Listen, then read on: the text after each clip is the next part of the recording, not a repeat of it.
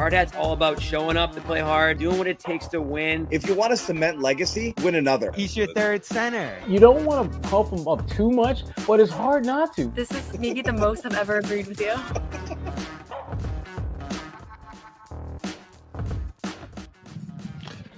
Hugo! All aboard the Hugo train, John. Non-stop. Yeah. Anyway, Barcelona to Boston. we told you we'd be back as soon as Brad Stevens was done. We wanted to jump back on there and just keep the momentum going. We got about 20, 30 minutes before they kick us out of the RBAC Center here. So we're going to get Bobby and Noah's take. We'll play back a couple of those sound bites you just heard from Brad. And we'll kind of talk about Hugo a little bit more as, you know, where things are marinating, you know, and we've had a chance to, you know, think about it, talk about it. Sure. Yeah, exactly. So, you know, as we said, Noah and Bobby will be up in just a minute here. I'm getting ready. We're going back first on the Hugo thing. Again, one of the things that Brad talked about was the playing with men thing, which is something I mentioned. Like, I do think you have to factor that in when you're like, wow, he didn't do anything over there, because it's totally different. You're a kid playing with like former NBA guys and international professionals and fully formed and developed people. So that's grown men. And then I do think the, what's been reported and Brad kind of talking about that he'll be here. He's going to be here to play. I think there's a few things that we hit on, and Bobby and Noah, give me a thumbs up when you guys are ready to go, and we'll throw you on there too. All right. They're going to jump on. Hey guys. Hey. What's going on, guys? We're going to start with Can you guys hear us? We can hear you, but you're frozen. We lost this audio. No, we're good. Hot start. We just had it a second. Yeah, no, you still have it. We still hear you. Hot mic. We still hear you. You're going back on. You're back on. Noah, hot mic. Hot mic. You guys hear us? Yep. We could hear you. We can hear you. Guys, we could hear Now you. we can hear you. Yeah, excellent. What might be a slight delay, so I'll just throw it out to you guys. First off, what do you guys think about the loss of Austin Ainge? I'm just kidding. The two recurring themes in that press conference. John.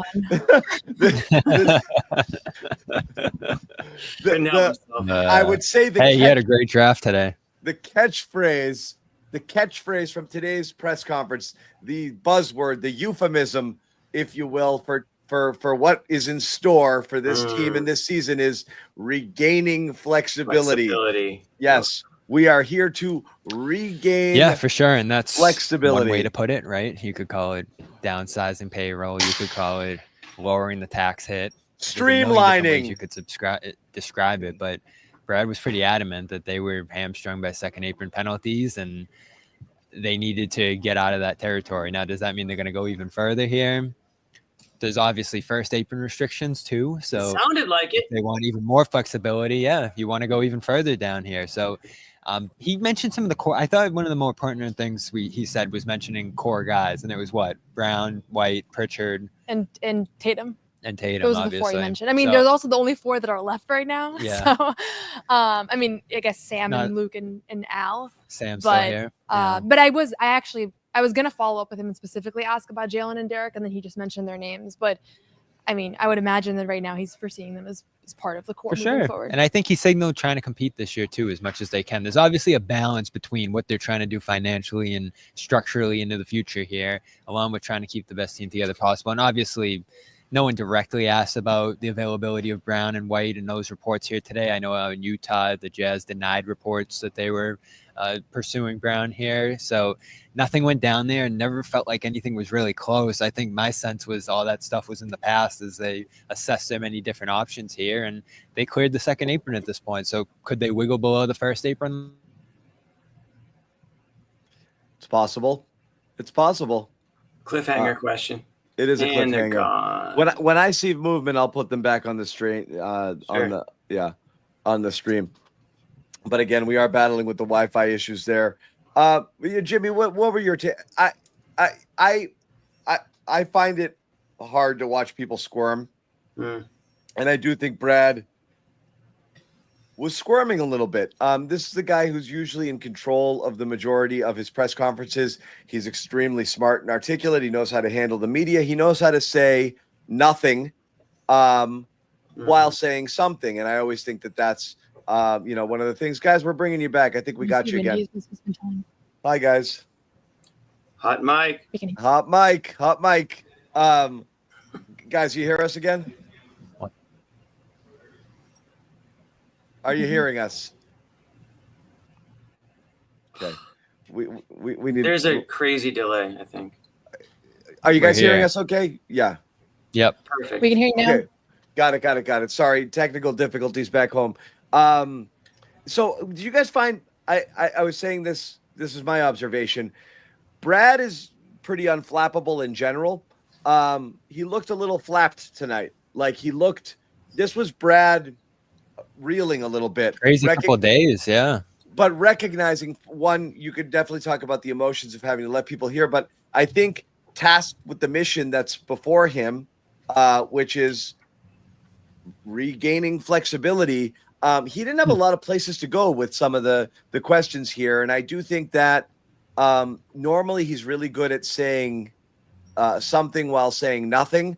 But in this case, I think it was hard for him to hide the fact that he was basically telling everybody, we know we're not going to be great next year. That was my read. And I don't think he did a really good job of hiding it. I mean, and again, Noah asked, the question, and boy, was that a non-answer. It was just a word salad off of that, like, what are you going to do? It's a good question. The question was great. He just kind of ran from it. Like, we're going to compete. We're going to compete. It was just word salad. So you don't believe him? Goodness, no. I honestly, as soon as I finished talking, he looked so upset. I was like, I'm sorry. Yeah, no, but I totally agree with you, John. I do think that this was not an enjoyable press conference for him to do. And it doesn't help that there are two big reported trades that we all know are reported that he can't acknowledge on the record. Like that just creates like a weird dynamic where the big story he can't like actually talk about. But honestly, he may have been relieved because those aren't fun moves to talk about either. So I didn't get a whole lot from him on next year, or just really like, remember when we last heard from him about 5 weeks ago, he said on draft night I'll be able to talk more. The only thing I really got is that they're more adamant about being out of the second apron. Like he explicitly said that's been hamstringing me. And I honestly, I wish I had followed up and said what specifically about the penalties, because whenever I look at the second apron, I don't see it. I don't see that's what it's here's the thing we said. Yeah, it's just an excuse. Remind me next time there's a Brad Stevens press conference to ask that question, because I actually do think that should be like, I want to hear which part of it is the thing. He said it's staring me in the face, and I didn't realize how daunting. But we've kind of Like, been what over about this. it? Yeah. Like, if you're a contender, you can live with the penalties and just have a good team, and the restrictions aren't going to affect you as they wouldn't have affected them last year. It's the money. Tax. It's $280 million in tax, which no one wants to pay. And we're going to keep talking about that. I even thought, and earlier I didn't put it up there, but Adam Himmelsbach had a tweet, which was like, Brett, about the Celtics and the necessary changes that were made. Those were his words, not the Celtics, but that was necessary in what capacity? Necessary because the owners don't want to pay a massive tax for this team, which is understandable, but let's not pretend it's mandatory. Like you can. No, the second apron was created to put a hard cap on teams and to limit spending. Yeah. We can ask there, because Mike Zarin's doing a Zoom press conference tomorrow. He's the salary cap guy. We can ask him tomorrow about what specifically it is. That's a good point. Yeah. And listen. Yeah, I'm sure. Management, there were teams. Yeah. Like there's going to be all this He might. lip service, right? About trade flexibility and mid-level usage and draft picks 7 years down the line. And listen, that stuff is prohibitive if you're going in a different direction and you're focused more on the long term here. So I get it. They might have wanted to do trades that they couldn't do above the second apron that we might see now. As you mentioned, aggregating salary specifically, I think is the most prohibitive when it comes to managing a team here.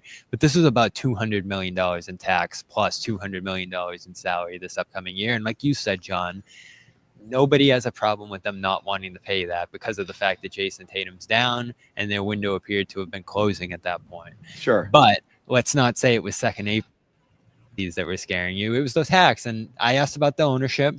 He said they're willing to pay. Again, I'll believe it when I see it. I want them to pay some amount of tax here to keep as much of this roster together as possible. Well, again, there's two parts to that, Bobby. And Jimmy, I think you're probably kind of in my camp on this. Like, yeah, you're paying tax for a team that can compete for a title tomorrow. You're not paying it for a team that's going to win 40 games. So, like, what's the point of going theoretically right now where you are, 4.7 million under that second apron? Okay, you're looking at the roster and thinking, how can I compete this year? Well, I probably need a center. Well, I got to pay Al $10-12 million. Oops, back over the second apron, but I really do need Al because I don't have a center. That's not something you're going to do. That's not something owners are going to allow you to do. So why are we talking about paying the tax for a team that if you do pay a little of it, unless you go back 200 million over, you're not competing this year. So I don't understand. I have to imagine they've been told, no, we're not doing that. Not for this team, not this year. Not paying any taxes? Look, maybe they'll pay. I don't know. We'll see how low they go. I don't know. Yeah, because the thinking would be we froze again. We'll try to get those guys back in a minute. But like, what do you think, Jimmy? I mean, if you're the owner right now, are like, you wouldn't want to tell Brad, trade everybody, like get below the tax, save as much money as possible. But you think it's beyond the realm of possibility that he's like, I would like to be under the cap, not just under the first apron, or I want to be. I don't want to pay a freaking dime extra more than we have to for this team. We'll worry about taxes, and I'll be with you. Can pitch me why I need to pay taxes to go over when we have a contender to make moves, but not right now. Like, I'm not doing that. Right. I mean, I can see both sides of it. I think from an optics perspective, John, you're a new ownership group and you come in and strip the roster, even if it does seem to be the right business decision, you're going to make a lot of enemies really fast as the new owner of this team, and you just traded away, A, B, C, D, E player on the team. I think a lot of fans understand, okay, Holiday probably had to go. Porzingis, I think there was a lot of fans who had sold themselves on him not being the guy anymore. That's fine. But if you start to really dig into this roster more, and I'm talking about Brown, I'm talking about White, you're gonna get a lot of raised eyebrows and like, okay, who just bought this team here? What's the goal here? Is the goal to turn a profit? Are you not as rich as the numbers might show? Do you not care about, a winning culture? Like, all those questions are going to start to be asked. And that's going to be really, if you think Brad Stevens was uncomfortable tonight, just wait until, if those types of moves started to happen. I wouldn't be shocked by a couple other guys leaving the team and that number getting a little bit lower, John. I don't think we can make that determination just because of the way they drafted tonight or just because of the trades they didn't make on draft night. I still think there's plenty of time, and we haven't even begun the free agency period yet. So I think some of those questions will answer themselves in time. But I did find Brad Stevens' answers, or a couple of them, interesting anyways. And again, it has to do with that roster flexibility. Here's the one to Bobby, who asked him about, the moves to get under. Don't know how much you can say about some of the reported moves at this point, but in terms of the strategy, I was mad when Bobby said offseason here as you developed it, So they'll have addressing the second apron, addressing the luxury tax payments. How have you guys gone about the decisions you could potentially make there to downsize from a second apron standpoint, from a tax standpoint? Yeah, I don't think we need to go into any specifics. I think the biggest thing is there clearly is a need to prioritize regaining our flexibility and, maximizing from an asset standpoint what we can. But, as far as whatever moves that those are a part of, they're all separate and, hard and means. Things that, are going to be, you're just going to have to do your best to make sure you put yourself in the right positions. But, I do, this is about, we do have to, and we knew this was coming, right? This isn't a huge surprise. We have to make sure we prioritize that flexibility. Obviously, we got other things that we got to prioritize. We got to prioritize JT's health and make sure that he comes back fully strong. JB had a surgery, although his timeline to be back will be much quicker, obviously, but and obviously ready at the start of the season. And so I think the biggest thing for us is just making sure that we, balance that, maximizing what we can with regard to what we bring back so we can, continue to build and grow. When you have an ownership like you here, what's the communication process like in terms of luxury tax, the commitment to spending, that sort of thing, as they transition? Our owners, old and new, are committed to spending. There's a lot of things that go into these moves and a lot of things that are really important. And listen, again, it goes back to prioritizing our flexibility. And I think the second apron basketball penalties are real. And I'm not sure I understood how real until they were staring me in the face in the last month. So I do think that there's, I think that can't be overstated. So again, Bobby coming in there with a couple of questions. Brad. They're killing me. Yeah, it's okay. It's not their fault. It's not No, their I fault. know. It's not your fault. Our back center Wi-Fi. Damn it, Amit.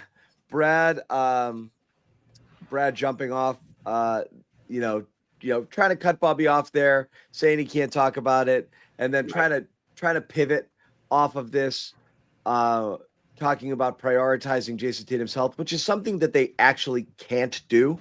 Like, it's not a thing. You can't prioritize his health. Prioritizing a person's health would be if they were injured and wanted to play or were close, you would really take your time with them and not force them back, prioritizing their health. He's out for the friggin' year. You don't prioritize anything. Jason Tatum's health has nothing to do with this. What I think he's trying to say there is kind of Tatum's out, and that's a concern of ours, and it probably impacts our decision-making this year, and that's what we did. But, I mean, he's out, man. He's gone. He's out for this year. You're not prioritizing health. You just don't have him. So again, I kind of wish you got the answer to the question. Did owners tell you got to get under the second apron? And then how much lower do you have to go? How much lower do you have to go? Because I don't know yet. That's the big question to me, Jimmy. Debating with people on Twitter and people who want to take a sunny outlook on things. This isn't negative for the sake of being negative. The Celtics are in a hole that's hard to dig out of, and it might not happen right away. It's going to take time. They have to be creative. It's not magic. Brad Stevens can't just wave a wand and get them out of it. It's just an economic reality and a team that doesn't have much in the pipeline to be able to get out of it quickly. So they have to go backwards here. The question here is what everyone's saying, don't judge the moves they've made now until they make them all. What I'm saying is don't judge what's happened in terms of spending until you see whether or not there's more slashing to happen, right? Mm-hmm. If this is round one of layoffs and then a couple months later there's another round, then that ownership's telling them, guys, we really don't want to spend a nickel beyond what we have to on this particular team here. So we don't know. We don't know. And I don't think it's a fire sale, and I don't think everything must go on day one, right? So it might just be a process. It might have to do with who's available at what time. I'm sure there might be a lot of teams that might be more interested than they were before the draft because maybe they had their eyes on a certain draft pick and maybe they wanted to see what they could do to move up and down the draft. Now that the draft's over, teams can kind of focus on the next thing, which would be free agency, which would be, okay, what have teams been calling around about, which players are available, what direction do we want to go in now? And that could be the Celtics as well. Yeah. I think Brad Stevens answered it a little bit indirectly when he said that regain flexibility answer to Bobby. I think that was his PC way of saying, yes, we needed to get under that second apron, and there may even be additional moves that need to be made in order to regain, some more of that flexibility, whether that's in the cap or not. We got Noah and Bobby back, and I think our signal is stronger here now. We are going to quickly play Noah's question to Brad Stevens, basically saying, how the hell are you guys going to compete next year? Oh, there's still a lot of uncertainties this offseason around what this team will look like next year. We've heard the term retooling, rebuilding, all those kind of floating around in the media. How would you describe where you guys are at, and what are some things you can say are certain or likely about next year's roster? Well, I think we're certain to have some really good players on our roster, right? I mean, even you look at our roster right now today, we've got a lot of really good basketball players that have done a lot of good things in this league, and several of them have done a lot of great things here. And so we'll see how it all pans out and what it all looks like. But like, I expect us to go out and compete and, compete with all we've got to be the very best we can. And that will always be the case. And we'll do our best to put the right group together and at the same time regain some flexibility and maximize some asset return. But I do think we've got a good group, and it's we've got the foundation, obviously, with Jalen and Jason and D. White and Peyton and all those guys that, a lot of teams would love to have. Shout out Peyton. Shout out Peyton. Who was left? Yeah, he was kind of like who's left. Let me think. Yeah. I was like, is Jordan Walsh getting a shout out? Baylor Sharman. Yeah, they don't have a 4 on the roster. They don't have a 5. It's the foundation, John. They don't have a 4. They don't have a 5, and they're probably going to trade their 2 before the season starts. But yeah, sure, we got some good players here. Anyway. Okay.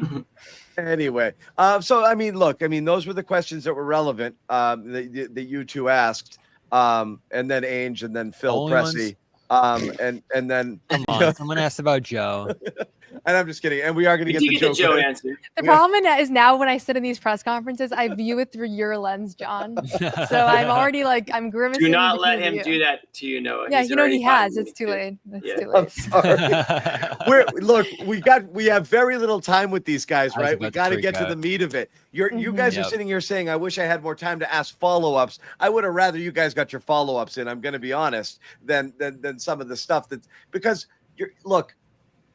it's you want to know something. There's stuff. What do you want us to ask Zarin tomorrow? We got another press conference tomorrow. Honestly, I'm just really curious from the owners on down. What if they ordered the code red? How low do they go? How low does this have to go? Yeah. In that regard, and I know Zarin is the one who's doing the books, and he has a good sense of the number. But sure, you can talk about the penalties and all of those things. But I am really curious what the message on down is here for these guys. I don't know, because the ownership group hasn't even been approved yet. I'm sure they're involved in the decision-making process, but we've talked about with this ownership group anyway, it's a bunch of different people. It's a bunch of different groups. The head, face of the sale is probably just a small percentage of the bigger decision-making process here. And now, Wick's still the governor technically and all that too. So we have no idea the specifics of how the decision making is going to work at the ownership level. I know Brad described it as the same today, and that they're going to continue to spend and all that. I think that's always easy to say. But again, you're looking for action at this point. You're looking for tangible moves that show that they're willing to do that. And again, you understand it going down this summer. If it goes below 0, I'm going to have some problems with that. The biggest thing, though, is that it will never know what this would have looked like had they had the same ownership group in this situation. Okay. It's one of those things we can't A/B test it. You know what I mean? This is such a unique situation. There's a question if they would have signed all those extensions if it was the same. Yeah, who knows? I mean, they knew they were going up for sale. It was in the midst of all those extensions, but also what are the Pacers going to do next year? The Bucks, these teams that have a gap year in the way that they're constructed because of these Achilles ruptures, which is kind of wild that there's 3, playoff teams in the Eastern Conference that are dealing with this. It does kind of put you in a weird spot if you're effectively eliminating yourself from contention. How do you, go into next year not going to contend, but because of the situation, that seems to be the mindset. So that's how you're feeling now. Did they feel that way? Mm-hmm. I don't think they feel like they can contend without Tatum. I think I have more confidence in what kind of roster they could assemble without Tatum than they do. Yeah. I mean, I said, and maybe that's blind optimism, but I don't get the sense from anything I've heard, seen, moves that they feel like they can put together a contender next year, and that that's the goal. I do. I will say we didn't see any trades tonight. We didn't see any more roster activity and cap management, but I felt like there was going to be one thing tonight that did point toward their direction, and it was the draft pick. again, a 19-year-old who's probably not close to being ready to contribute at this level. I think that says a lot. You could have drafted a ready-made guy. You could have drafted a guy who's ready to fill a role. Yeah, there were plenty of them available, and they went with you can still probably draft one of the them. less developed guys. You can tomorrow. Every guy you guys thought they would draft is there, and they're probably going to get one at 32. So I don't think that this signifies that necessarily, Bobby. I think it was an upside pick, knowing you're picking 4 picks later, and all three of those bigs are on the board. I think that that's actually probably a smart pick, and has not, my opinion, has nothing to do with clear direction, because 32, if you swapped them and you take who they take at 32 at 28 and took this kid at 32, you'd be fine with it. So you'd have the ready-made guy. So I wouldn't go that far. I just think we don't have to guess. You just have to look at it, and you can read Brad's kind of vibe. He's trying to, like, we've seen, like, the cross sports thing, and Jimmy and Bobby, you guys know this. This is every Red Sox. No, it doesn't. No, I mean, she knows she does. It's not a knock. It's no, I don't. It's every. This is Once I every heard Red Sox. This is every Red Sox general manager's press conference for the last 5 years. We expect to field a competitive team. We think we have some quality players here. And what they're like, we're going to be 500. It is what it is. So sad, dude. It is, right? Yeah, I think the one thing I'll say is that in recent years, they really haven't drafted like an overseas player that has a potential Since upside. Yabu. Yeah, it's a risky move, but I feel like when you're building a championship roster right now, like there's a temptation to avoid those kinds of players, but that's where you get the potential steals, right? Like, It's a I don't know. I'm not a draft expert, but Gavoni today said, this is one of the biggest steals of the draft. Has anybody that they've drafted over the last 3-4 years potentially even been termed that by a draft expert? And maybe he won't be. Maybe this guy will be a complete bust. Not since Rob Williams. Right. So I think I don't dislike the pick. I will be honest, I know very little about the guy, but the fact that he has this upside and that he's an overseas player that's playing pro basketball at 19 years old, like, there's a lot of unique things about his circumstances. He stood out to me when I was reviewing prospects as the only guy that's pretty much not actually in a rotation right now, which is kind of wild that you can go from that to the NBA. But like, I think you're right, John, that tomorrow they'll probably draft one of those bigs because there's so many of them available. Brenner, Reyna, like they're also there. Yeah, I like the idea of it, guys, because you're going to be kicked out in a minute. Yeah. I do want to address one thing. I found this extremely interesting at the very end of the press conference. We've been talking about this too. We believe Joe Mazzulla is in the final year of his extension, and typically of his original extension. This would be year 3. He was of him as a head coach. I believe he was given a 3rd-year extension during his first year. So that's a very rare thing to have a coach enter in a contract year without a contract. And he was asked at the very end of the press conference, Brad Stevens, about Joe Mazzulla, and this was his answer. Brad, has there been any discussion with Joe Mazzulla about a contract extension? Joe and I, first of all, keep any of those discussions in-house. But we've got Joe under contract for multiple years right now. And so we certainly want Joe to be around here for a long time. That's news to us. Yeah. Like, that he has multiple years left on his contract? He didn't say that. Can you play that again? Yeah, can you play that again? He's been here for multiple years. Been here for years. Yeah. And we want to keep him here longer. No, play it. He said He said he's under contract. He's under for contract multiple years. No, I didn't hear that. I heard what John Brad, did. has there been any discussion with Joe about a contract extension? Joe and I, first of all, keep any of those discussions in-house. But we've got Joe under contract for multiple years right now. And so we've got Joe under contract. We certainly want Joe to be around here for a long time. I hear we've had Joe. Yeah, I actually just heard both. I'm going back and forth on it now. This is like that dress. Blue dress or white dress, yeah. Yeah. I mean, it's a very important distinction. It's a hugely important distinction. But we've got Joe under contract for... it's like it's skipping at that part. It's skipping. I heard we have. John, we have to go, though. We're contract for... being told to wrap up here. Yeah, no. Tell him we got to solve this first. Hold on. Yeah. House. But we've got Joe under contract for multiple years right now. I think he said we've got now. Yeah. We certainly want Joe to be around would here be a for a long weird time. thing to say. I know. We've That's breaking news. We've got. Originally, I we did We think thought he had that- 1 year left. Yeah, originally I thought that he said we've got, meaning there was multiple years. I wonder if couldn't it was tell. 3 years beyond his first year.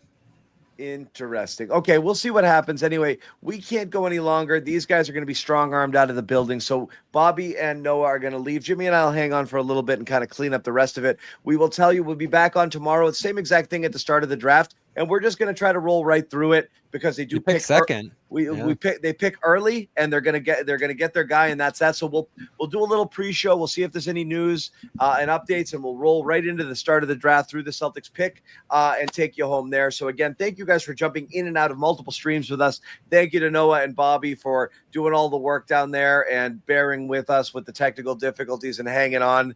And they still have work to do after this, so we're gonna let them go. Jimmy and I will hang on a little bit. So guys, thanks. We'll talk to you guys tomorrow. Jimmy Toscano, final thoughts, my That's friend. me, baby. On everything that we just heard here. Final thoughts. Okay. Well, It doesn't even I have to didn't be come into final. the It can draft be any with- thoughts. Yeah. Yeah, just any thoughts. I mean, if we want to circle back to the actual draft and Hugo Gonzalez here, I'm not going to sit here and pretend that I'm really upset or really happy about it. I didn't go in with any high expectations or hopes for anybody until like 2 minutes before they were supposed to pick, where I wanted the Michigan guy. Danny Wolf, he went to pick before. It is what it is. Hopefully he just sucks in Brooklyn and I don't have to think about that. I watched a Hugo Gonzalez highlight reel. I love it. Yeah. In between our show and the Brad Stevens press conference, I was kind of toggling back and forth. And I got to be honest, John, he didn't miss. He didn't miss. Not a single shot. But what I did notice, a lot of driving to the basket.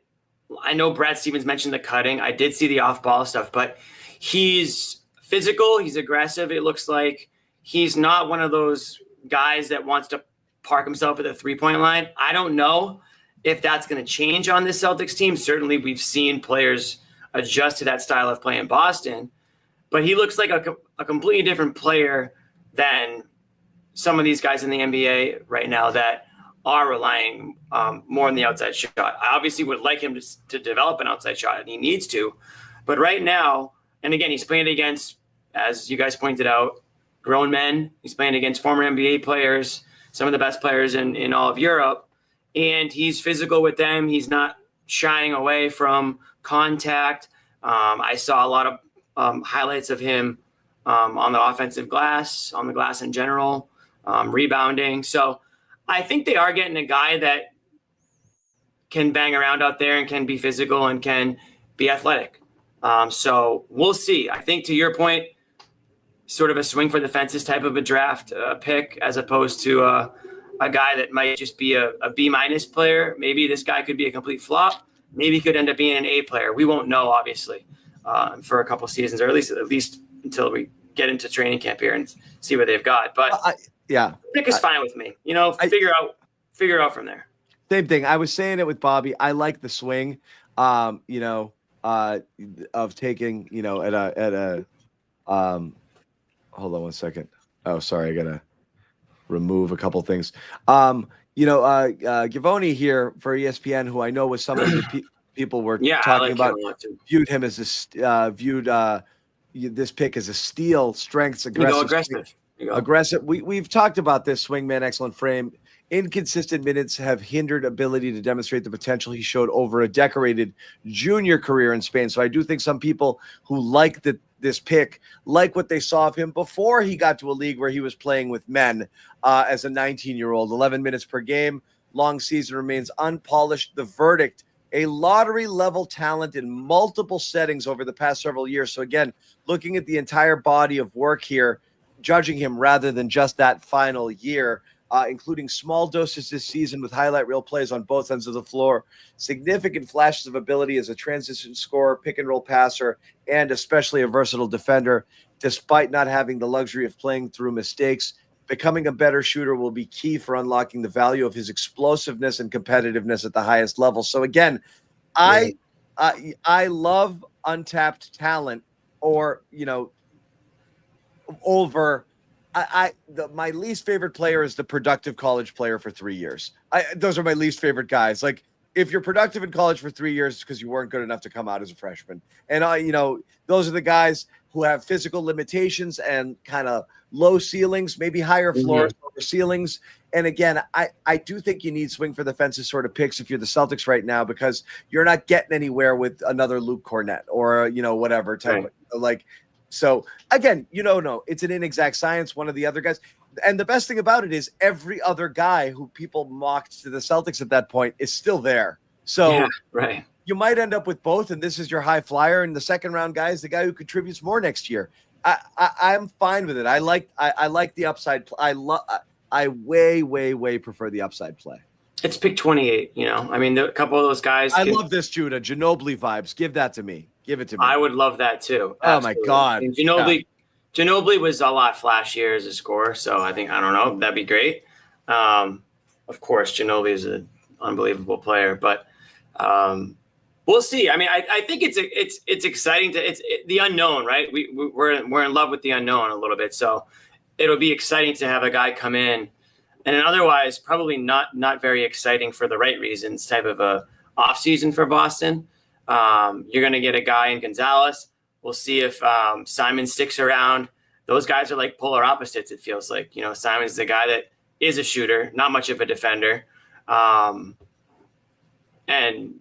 I think this Gonzalez guy is going to be something a lot different than that. So it'll be interesting to see if he can carve himself a little bit of role. I'm interested to see how Joe Mazzulla does patience-wise with him if he can't shoot and if he does make mistakes here and there.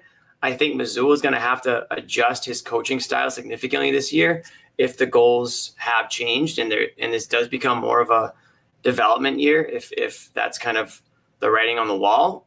So I think it works out for Gonzalez that he does jump on this team in a situation where their expectations are going to be a little bit different, as opposed to how some of the last couple seasons rookies have, gone on to teams with little to no role, and it stayed that way. So there's going to be an opportunity for the guy, which is exciting for him. Yeah, he's in limited minutes in Spain. I think I saw 11 minutes on that breakdown you just said, 11 minutes per game, which is not much. That's probably a little troubling because you'd expect maybe if he was, playing that well, he could stay on the court a little bit longer. But we don't know the situation. We don't know how the coaches treat the players over there or who gets playing time and why and anything like that. So I don't want to overanalyze that as much. But we'll see. That's my Hugo Gonzalez take. I think he is going to be a versatile type guard, swing for them though. So that's going to be nice. And that was Talking Hugo. I was talking Hugo. Yeah. A guy I'd never seen or heard of until today. Look at me. People are lamenting the Liam McNeely pick out of Connecticut. Yukon guy, yeah. As somebody people liked here as well. So again, I don't know. We don't know. We're not going to pretend that we know. I'm more going about vibes does he pass the vibes check? It's not the vibes as much as it is the theory behind a player of his ilk who's an unfinished product where you see a lot of potential, and people had him highly rated. Didn't have the year, didn't have a huge year there, and that's probably why he fell. But coming into this year, somebody that was on people's radar, and you like to hear draft experts say lottery level talent. That when you get that at 28, the Danny Ainge type pick, right? A guy with high, upside and a lot of unknowns attached to him. Here's a great little tweet. Ready? 15-year-old Hugo took on 15-year-old Cooper Flagg in the FIBA U17 World Cup Championships. Gonzalez, team high 16 points and 3 steals. Flagg, 10 points, 17 rebounds. Let's for who outplayed the top player in the draft. So the first head-to-head matchup went to Hugo. I like that. I like that a lot. Well, USA won, but Hugo had himself a game against Spain. Okay, USA won. Well, we like that too then. So again, this is what people are talking about, the arc of his career. And again, you're talking about, I'm not making excuses for it, but the context between playing against kids in college as a 19-year-old versus playing against 27-year-old former NBA players in internationally. It's a different world. It's many levels ahead of college basketball where those guys are playing. So it's a different ball game. He didn't get to show his stuff, so he gets an incomplete. Well, I hate to say it, John, but he's going to an even harder league now. So it's not going to get any easier for Mr. Gonzalez. Luka, as an 18-year-old, did tear it up with Real Madrid, though. So I mean, well, Luka could shoot. Yeah, Luka could do it all. Anyway, but it's different. It's completely different. Why that is there.